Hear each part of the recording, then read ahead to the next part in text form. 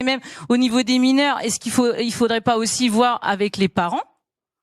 Et ça, la police pourrait le faire. Parce que, évidemment, vous voyez bien aujourd'hui, alors déjà, entre les 10% de tout le travail de la police qui concerne le cannabis... Est-ce que vous seriez, par exemple, je ne sais pas, pour des parents de délinquants récidivistes mineurs, leur enlever les allocations familiales, par exemple, leur enlever les allocations familiales, par exemple? Là-dessus, je suis contre et je vous expliquer pourquoi. Et j'en discutais encore avec Amine Kessassi, vous savez, qui a perdu son petit frère dans un règlement de compte horrible à Marseille il y a pas longtemps. Amine, qui est un militant écologiste qui se bat depuis longtemps contre le trafic de drogue parce qu'il a un grand frère qui est mort dans un règlement de compte, un grand frère qui lui était tombé dans le trafic. Son petit frère qui vient d'être tué, lui venait devenir policier et il a été dans un d'intimidation et de règlement de compte, il a perdu son deuxième frère. Et Amine, tiens, vous avez trouvé une photo très rapidement d'Amine, vous ne savez pas que j'allais en parler.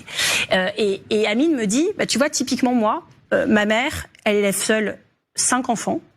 Et parce qu'un enfant a déconné, et la mère d'Amine, elle appelait la police en disant, mon fils, il est tombé dans la drogue, il est en train de dealer à telle adresse, allez le chercher.